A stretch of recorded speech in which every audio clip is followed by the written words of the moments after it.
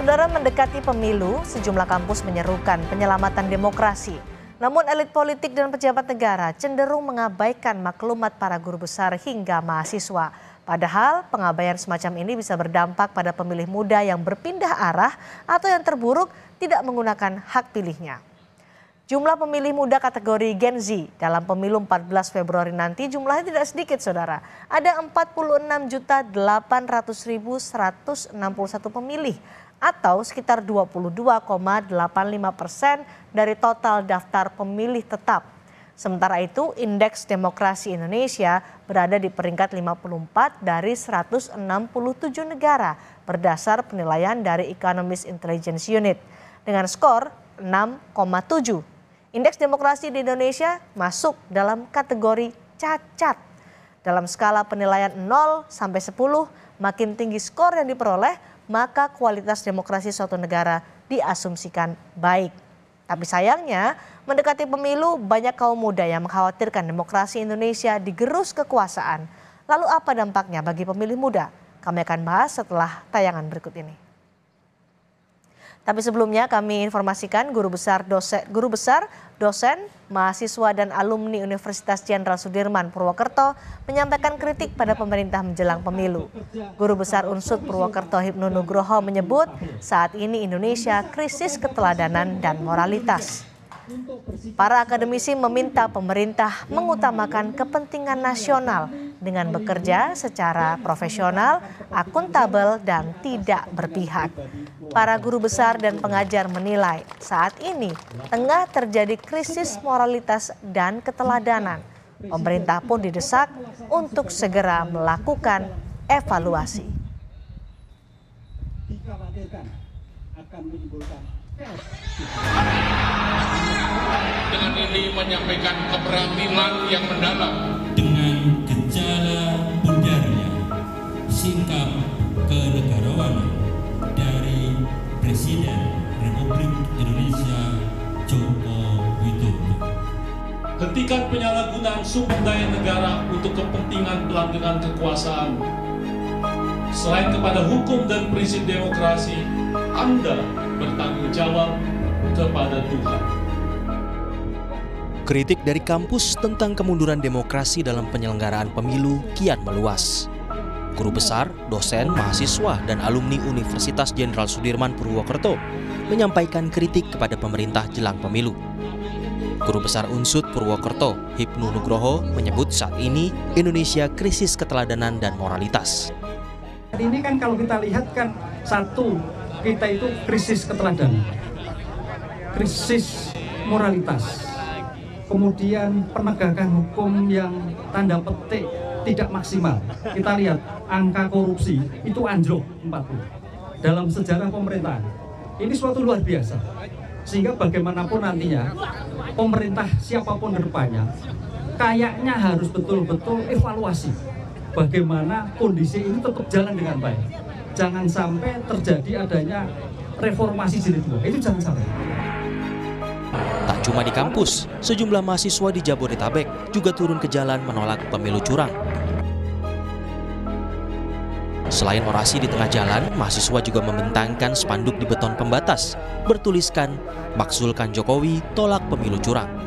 Mahasiswa resah dan menilai Presiden Jokowi campur tangan dalam pemilu 2024 dengan memperbolehkan presiden dan para menteri berkampanye secara terbuka. Pemilu yang curang hanya dapat dipulihkan keadilannya jika para pelaku kecurangan yang memanfaatkan kekuasaan dibatasi atau dicabut mandatnya. Puncak dari campur tangan Presiden Jokowi dalam pemilu 2024 ditunjukkan dengan jelas memperbolehkan presiden dan para menteri untuk kampanye terbuka. Ya, atas dasar itu kami menggalang konsolidasi dan teklab, lalu kita akan melakukan aksi, dan aksi ini merupakan aksi pemantik kita, bukan aksi terakhir kita, kawan-kawan. Gelombang seruan kampus kepada Presiden Jokowi pun mendapat respons dari Menteri Investasi yang juga anggota tim pemenangan Prabowo Gibran, Bahlil Lahadalia. Ia menuding gerakan akademisi kali ini ada yang merancang. Sebagai negara demokrasi, kita menghargai aja pendapat dari masing-masing orang. Itu kan semua orang punya kebebasan untuk mengungkapkan pendapatnya di depan umum, termasuk oknum-oknum sivitas akademik. Ya nggak apa-apa. Tetapi saya juga ingin menyampaikan bahwa selama ini kampus itu juga harus dijaga marwahnya. Coba lihat di beberapa foto, katanya Sivitas Akademi Independen. Kok ada yang mengangkat jari dengan nomor tertentu? Kok ada salah satu ketua partai di situ? Ya benar aja, Bos. Mohon maaf, kita harus hargai mereka juga dengan harapan agar gerakan agitasi ini jalan. Tapi saya yakinlah rakyat dan mahasiswa itu bukan orang yang bisa diatur-atur begitu. Ini skenario ini kita udah paham sebagai mantan aktivis. Kegelisahan para Sivitas Akademika seolah memuncak tatkala Presiden Jokowi menyebut presiden dan menteri boleh memihak dan berkampanye. Hal ini diucap Presiden saat berkunjung ke Lanut Halim bersama Prabowo Subianto, Menteri Pertahanan yang ikut berkontestasi dalam Pilpres 2024. Ya, ini kan hak demokrasi, hak politik setiap orang, setiap menteri sama saja. Yang paling penting presiden itu boleh loh kampanye. Presiden itu boleh loh memihak. Boleh. Tapi yang paling penting waktu kampanye tidak boleh menggunakan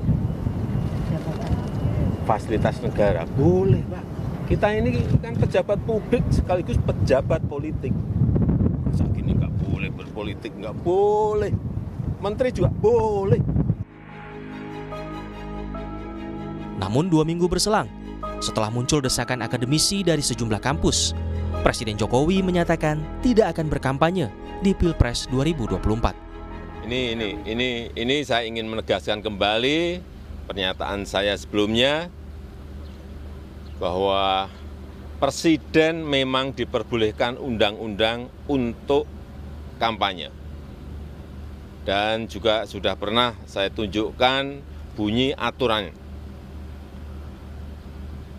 Tapi jika pertanyaannya apakah saya akan kampanye, saya jawab tidak. Saya tidak akan berkampanye.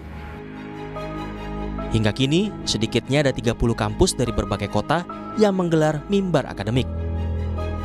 Petisi akademi meminta Jokowi netral, termasuk aparat hingga persoalan etika dan demokrasi. Sikap elit politik dan pejabat negara yang mengabaikan seruan sejumlah kampus juga bisa berdampak bagi pemilih muda. Menurut peneliti BRIN Wasistora Harjojati, mereka bisa gamang dalam memilih atau yang terburuk menjadi golongan putih alias tidak memberikan suaranya pada pemilu 2024. Satu, ada potensi adanya golongan putih karena pemilih muda ini menjadi apatis dan kemudian apolitis. Atau yang kedua, kemungkinan lain adalah terjadi migrasi suara yang itu sebelumnya sudah menetapkan pilihan ke paslon tertentu, pada akhirnya kemudian berpindah ke paslon lain. Pemilih muda ini akan menimbang ulang ya terhadap relasi, konektivitas, situasi, kondisi sekarang dengan konstelasi politik yang ada. Kampus dianggap sebagai salah satu penjaga moral bangsa. Jika seruan kampus tak ditanggapi serius, seruan Sivitas Akademika bisa menimbulkan situasi sulit di masa mendatang. Tim Liputan, Kompas TV.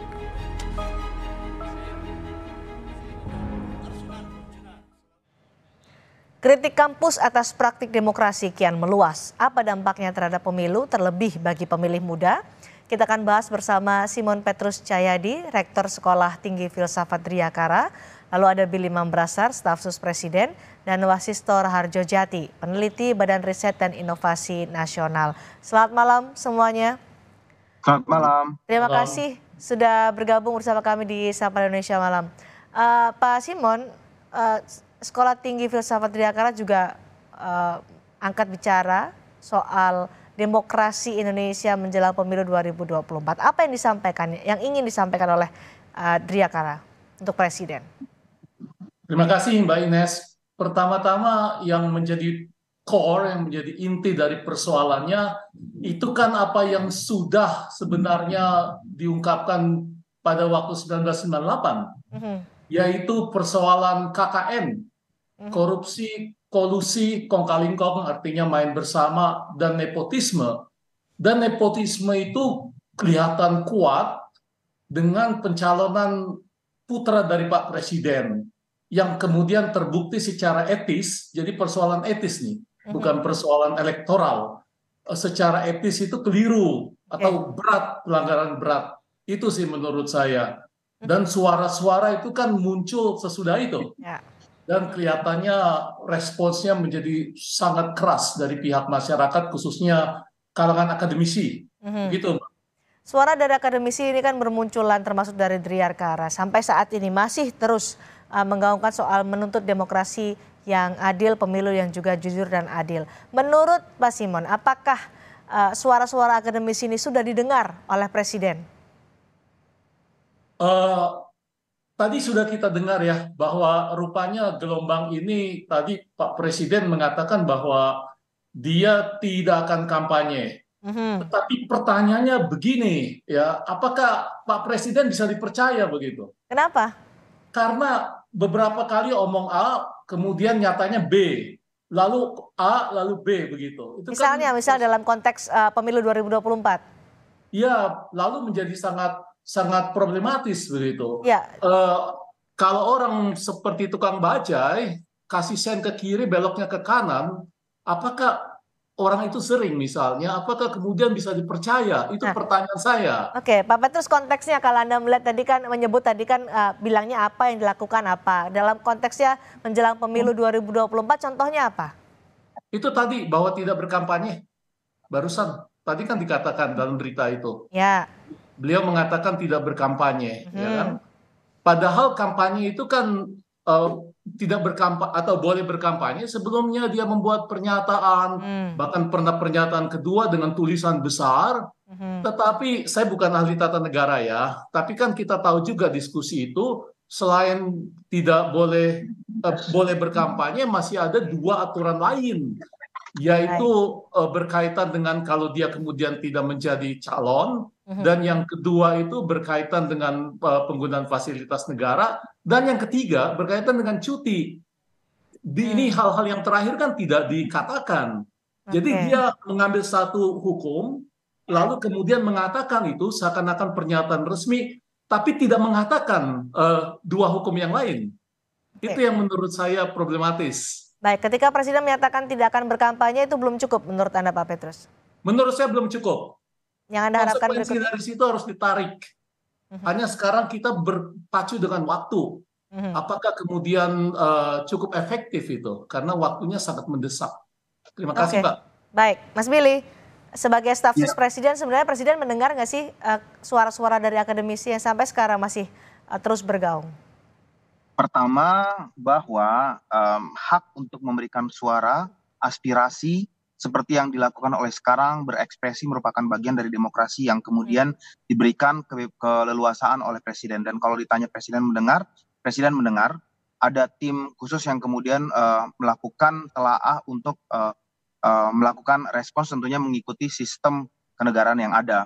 Nah, kalau kita lihat saat ini, total per hari ini ada 30 ya grup yang mengatasnamakan kampus.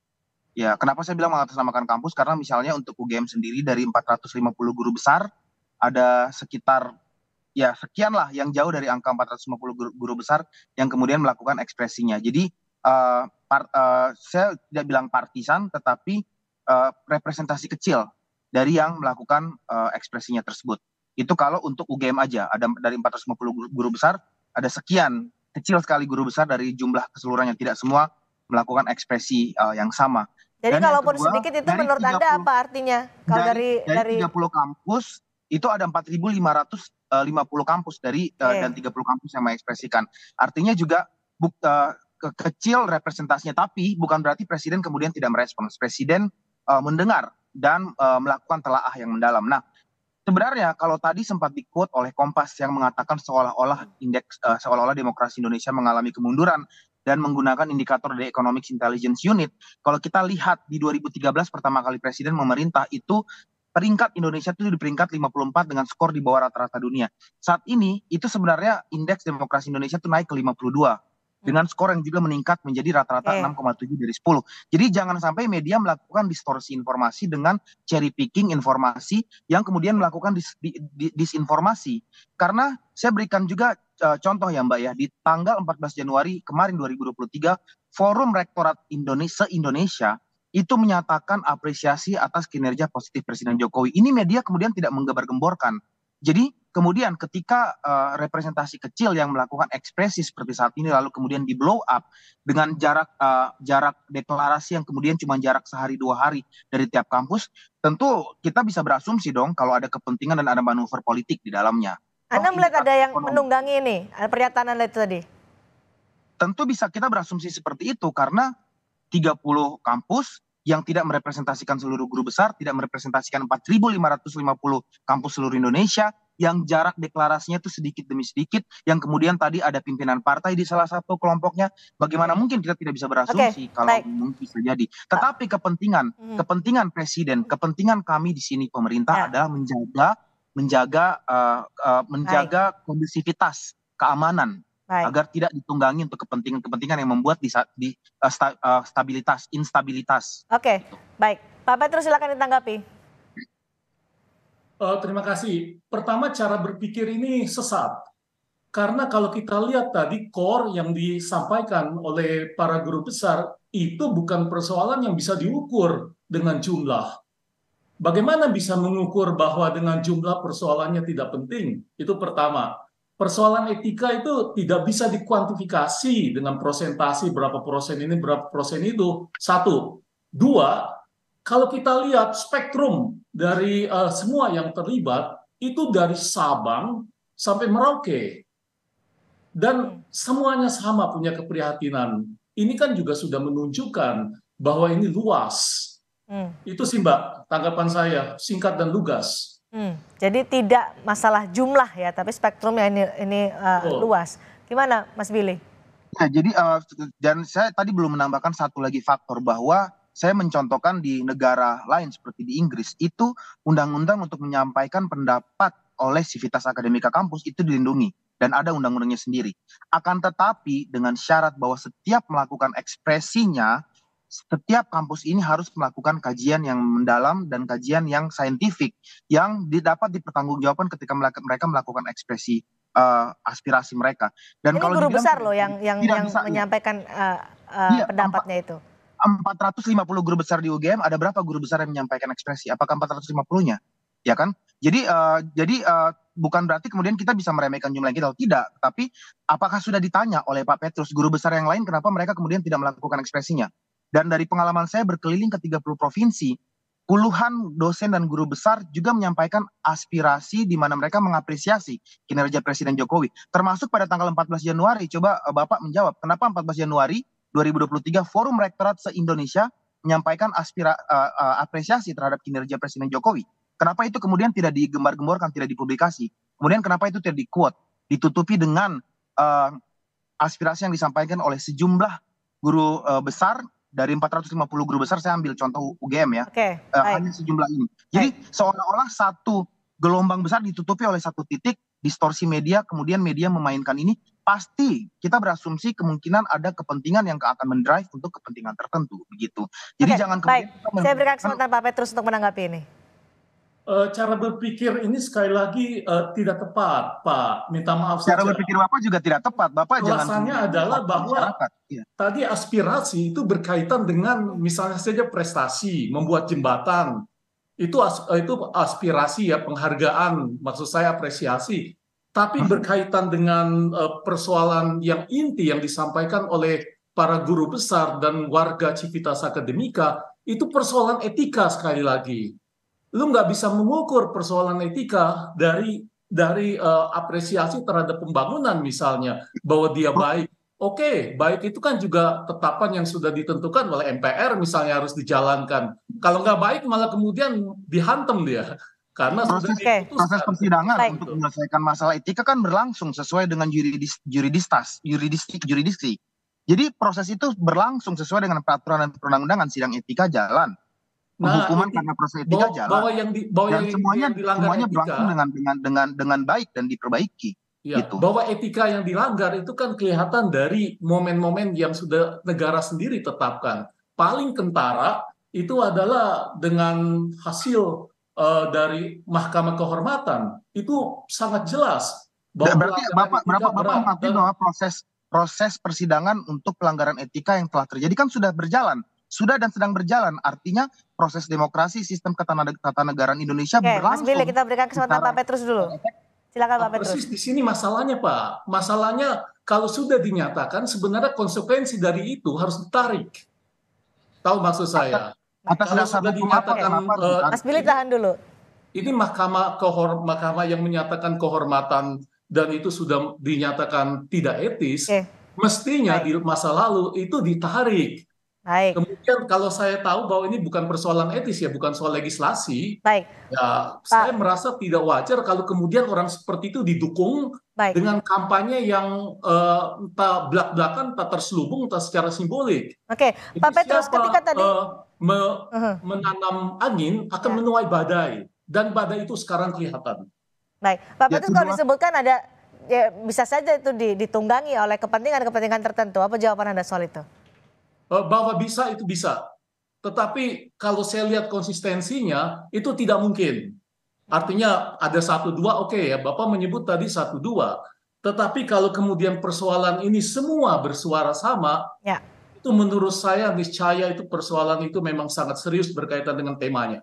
Baik, kita juga tadi akan melihat bagaimana peringkat indeks demokrasi Indonesia yang tadi sudah disinggung oleh Mas Billy, bahwa peringkat demokrasi Indonesia tahun 2018 ada di peringkat 65. Kemudian tahun 2019 naik ke peringkat 64. Di tahun 2020 stagnan, masih di peringkat 64. Tahun 2021 naik di peringkat ke-52 dan turun di tahun 2022 ke peringkat 54. Nah, perbincangan kita nanti akan lanjutkan lagi setelah kita mendengar kumandang azan untuk wilayah DKI Jakarta dan sekitarnya. Tetap bersama kami di Sapa Indonesia Malam.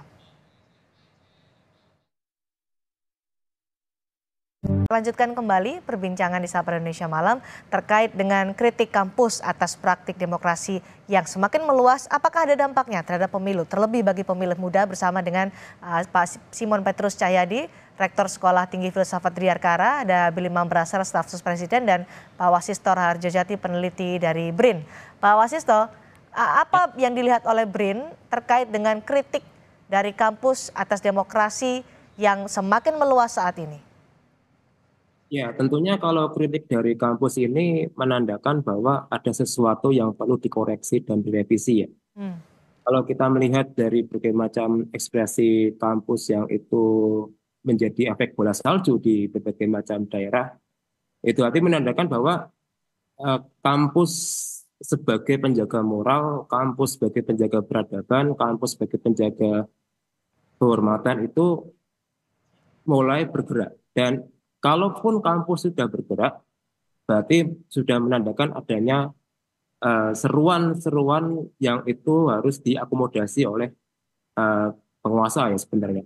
Dan saya mencatat ya, memang di sini yang paling krusial adalah dialog yang itu saya pikir belum inklusif ya antara pemerintah dengan para akademisi ya. Artinya di sini yang perlu kita lihat, dunia kampus itu memang terjebak pada dunia birokratisasi pengetahuan, yang mana memang itu seolah membuat beban dosen, beban peneliti itu menjadi lebih terlokalisir. Namun kita harus melihat pula bahwa dosen juga manusia merdeka, mereka pemikir. Dan ketika ada sesuatu yang salah, maka mereka bersuara. Karena prinsip kita sebagai seorang akademisi adalah kita boleh salah, tapi kita tidak boleh bohong. Artinya dengan semua realita yang ada sekarang ini, kita tidak bisa bohong terhadap diri sendiri bahwa memang ada sesuatu yang perlu dikoreksi sebenarnya. Jadi itulah yang bisa kita lihat dari berbagai macam kritikan ini, Mbak Cindy. Ketika sudah banyak akademisi dari kampus yang mengkritik demokrasi, apakah Anda melihat sudah ada sinyal bahaya dan demokrasi yang terancam? Ya, sebenarnya kalau dari berbagai macam kajian soal demokrasi Indonesia ya, yang saya kutip dari publikasi nasional maupun internasional, demokrasi kita memang agak tersorot kurang baik ya. Entah itu dalam istilah kemunduran, stagnasi, bahkan ada yang sampai bilang itu demokrasi yang cacat. Berarti kan menunjukkan bahwa parameter-parameter demokrasi yang kita lihat seperti halnya kebebasan berekspresi, transparansi hukum, kesetaraan, keadilan, berarti semuanya itu mengalami penurunan makna dan penurunan kualitas. Artinya yang kita lihat sekarang ini bukan masalah kuantitas, tapi masalah kualitas demokrasi kita yang memang sedang dalam kondisi tidak baik-baik saja sebenarnya. Jadi kalau kita melihat suatu indeks, suatu laporan, kita tidak bisa mengklaim satu laporan saja. Kita mengklaim satu laporan dari Demos, IDEA, bahkan dari UNDP, bahkan BPS sekalipun kita kutip. Dan kita melihat bahwa secara komparasi, ya demokrasi kita memang agak mengalami kemunduran sebenarnya. Dan itu Mas Billy. Saya boleh ini berbicara tanpa angka, tanpa referensi, ini penyesatan. Jadi membuat publik yang menonton, sebentar saya selesaikan dulu Mas. Jadi membuat penonton yang mendengar Kompas hari ini akan kemudian termakan dan kemudian percaya bahwa itu seolah-olah fakta. Lalu apa yang bisa Anda jawab dari ini? Oke, saya jawab ya. Tahun 2013, angka demokrasi indeks Indonesia berdasarkan Economic Intelligence Unit itu 52. Tahun 2023, Presiden memerintah itu naik ke 54 ya, dengan skor yang naik dari 5, menjadi 6, Jadi kalau bicara itu harus pakai angka referensi. Dan beliau menyampaikan kalau bisa ada lebih dari satu report. Oke, saya refer ke report lain. Report dari IDEA menyatakan bahwa penurunan demokrasi yang ditunjukkan oleh Kompas di grafik tadi sebelum break itu secara global bersama-sama itu menurun, ya, menurun. Indonesia termasuk di dalam angka global tersebut. Jadi secara rata-rata global menurun. Kenapa? Menurun karena adanya COVID. Loh, kok bisa COVID berpengaruh sama demokrasi? Sini saya jelaskan. Demokrasi indeks itu disusun atas 5 kategori. Dan 5 kategori itu, 5 indikator itu ada electoral process dan keberagaman, ada liberties, ada political participation, dan angka political participation ini menurun ketika kemudian karena COVID beberapa negara itu kemudian tidak bisa ikut andil dalam kepemerintahan atau berdiskusi dengan pemerintah karena keterbatasan, yang membuat kenapa skornya turun. Tetapi kalau dibilang Indonesia mengalami kemunduran demokrasi di bawah pemerintahan Jokowi, buktinya angkanya naik Mbak. Dari 2013 pertama Presiden memerintah 52 naik ke 54. Dan ini harus dijawab, ini terjadi seperti apa. Yang kedua, kalau dibilang Jokowi otoritarian, rektor itu SK-nya salah satu yang menunjuk adalah menteri. Menteri itu atas instruksi presiden. Gampang kalau Presiden Jokowi diktator. Rektor-rektor yang saat ini mengamuk, guru besar yang saat ini mengamuk, kan tinggal Pak Jokowi cabut SK-nya. Tapi enggak, Pak Jokowi tidak. Pak Jokowi mendengarkan dengan baik, menelaah, dan beliau akan merespons pada saat waktunya tepat dengan baik juga. Jadi tolong jangan menyampaikan pendapat partisan atas data yang samplingnya kecil atau tidak ada referensi sama sekali, lalu membuat sentimen publik terbakar seolah-olah memang menjelek-jelekan pemerintahan. Anda meyakini bahwa ini masih partisan ya? Oke. Ya, angkanya jelas, semuanya jelas. 10 baik, Mas guru Billy. besar dari 450 Saya berikan kesempatan guru besar. Pak Wasis untuk menjawabnya. Iya, 30 kampus dari 4.500 kampus. Mas Billy. Sekarang enggak. Pak Wasis. Saya bicara enggak. Kami di sini tidak hanya berdasarkan interpretasi angka saja, Mas Billy. Kami juga memperhatikan kualitas yang ada. Jadi kalau ditanya angka, memang angkanya selalu berubah.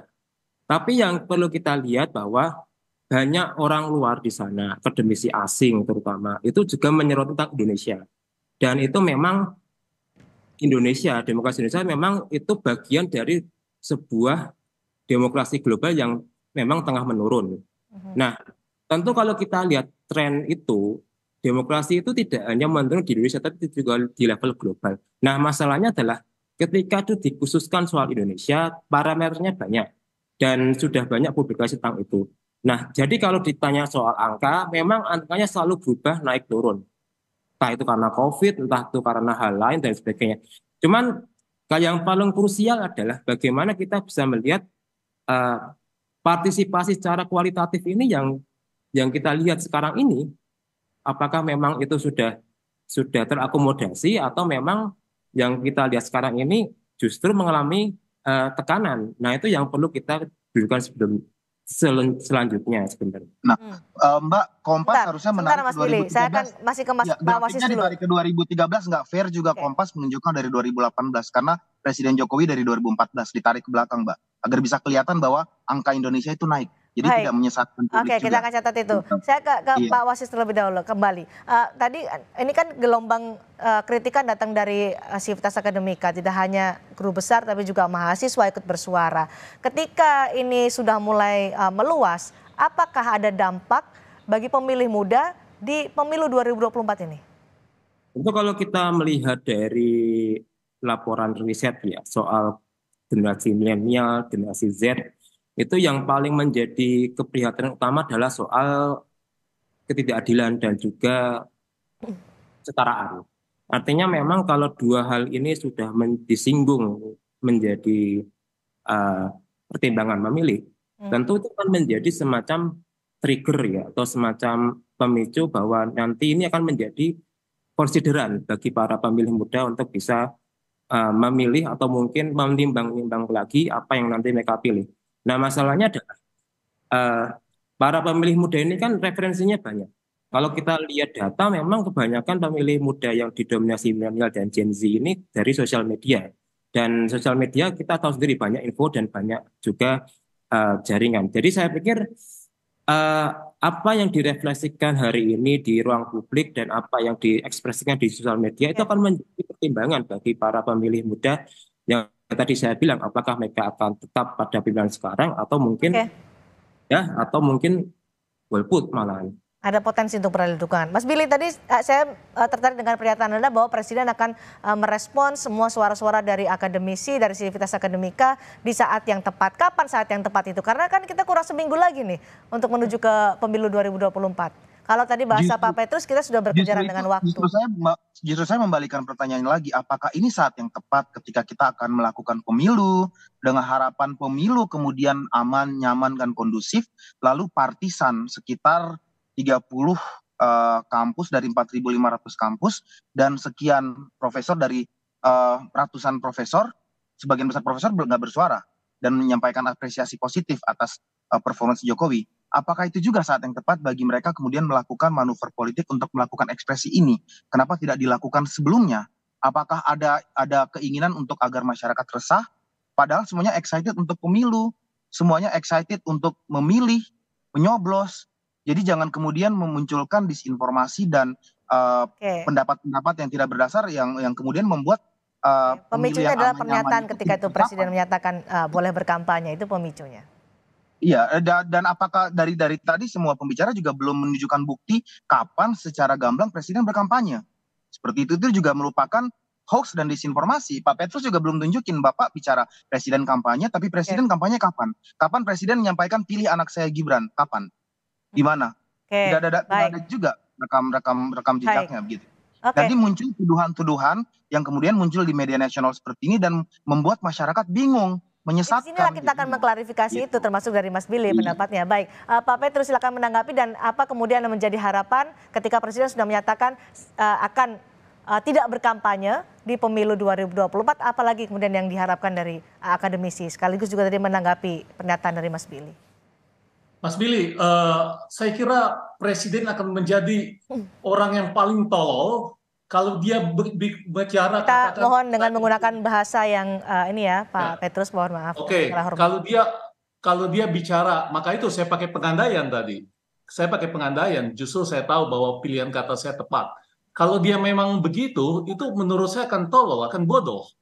Tetapi kampanye kan tidak harus kemudian kelihatan belak-belakan begitu. Saya membagi sesuatu di jalanan, lalu latar belakang bahwa ada foto siapa, itu kan sebenarnya sudah dukungan juga. Lalu juga persoalan-persoalan yang berkaitan dengan... Pak, saya menyesalkan kalau Bapak menggunakan Mas Billy, kita berikan kesempatan dulu kepada Pak Petrus ya. Pak, saya tidak mengatakan itu, saya pakai pengandaian, ya toh. Kalau begitu dia akan menjadi Pak Petrus silakan. Ya, tetapi menurut saya kan kampanye dalam arti ini tidak berarti belak-belakan dan manusia itu makhluk simbolis. Jadi simbol-simbol ini bisa ditafsirkan dan penafsiran itu legitim. Tidak harus kemudian mengatakan belak-belakan saya dukung A, dukung B. Tidak ada yang berkatakan begitu, saya yakin. Ya. Tetapi simbol-simbolnya menyatakan demikian. Begitu, Pak. Baik, terima kasih Pak Petrus, terima kasih Mas Billy, terima kasih juga Mas Wasid sudah berdiskusi di Sapa Indonesia Malam hari ini terkait dengan suara-suara dari akademisi, terkait dengan demokrasi nasional menjelang pemilu 2024. Selamat malam, terima kasih.